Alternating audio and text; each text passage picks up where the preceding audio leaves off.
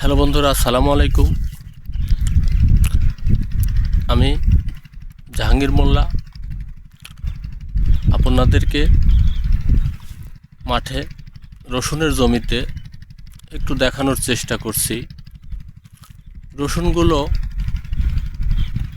কত ছোট বা কতটা পরিশ্রমের পরে এই রসুন শুধু একটি ছোট্ট গাছ থেকে বা একটা ছোট্ট পাতা থেকে নিচে রসুন তৈরি হয়। এটা মানুষের কোনো ক্ষমতা নেই, এটা পুরোটাই হচ্ছে আল্লাহ তাআলার রহমত। তাছাড়া একটি রসুনে অনেকগুলো কুয়া থাকে। একটা কুয়ার বিনিময়ে আল্লাহ তাআলা তার রহমতের দ্বারা তার সৃষ্টির শ্রেষ্ঠ মানবকুলে খাওয়ানোর উদ্দেশ্যে তিনি একটি দানা থেকে একটি রসুন তৈরি করে দেন। এটা যেন পুরোই আল্লাহ তাআলার রহমত।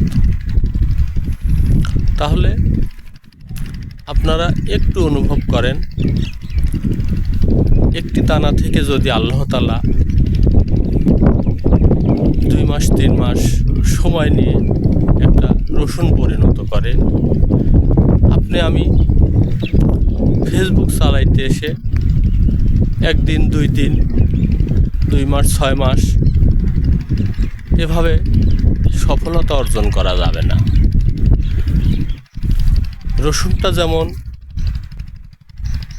মাটিতে পুঁতে দেওয়ার পরে লারা বা পোয়াল দিয়ে ঢেকে দিতে হয়, তারপরেও অনেক কাজ থাকে এখানে। সে রসুন চারা উঠল কি না, চারা ওঠার পরে সার দিতে হবে, কীটনাশক ব্যবহার করতে হবে, সেটা ঘাস হলে আগাছা ঘাসগুলো মেরে দিতে হবে। তারপরে রসুন বড় হওয়ার জন্য নানান রকম পদ্ধতি গ্রহণ করতে হয়।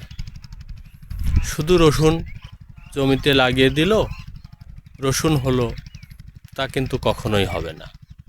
এই রসুনের পিছে একটি ছেলেকে বা একটা মেয়েকে লালন পালন করতে যেরকম পরিশ্রম করতে হয়, ঠিক এই রসুনকেও রসুনে পরিণত করতে এরকম পরিশ্রম করতে হয়। কৃষকের অনেক ঘাম ঝরানোর পরে একটি দানা থেকে একটু রসুন তৈরি হয়।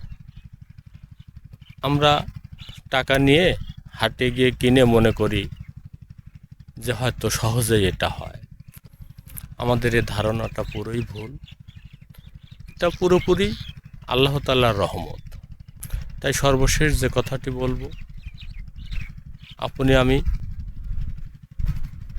আইডি বা পেজ খুলেই সফলতা কামনা করলে হবে না। ধৈর্য ধরতে হবে এবং পরিশ্রম করতে হবে, তাহলে সফলতা আপনার অবশ্যই নিশ্চিত। আল্লাহ হাফেজ, সবাই ভালো থাকবেন।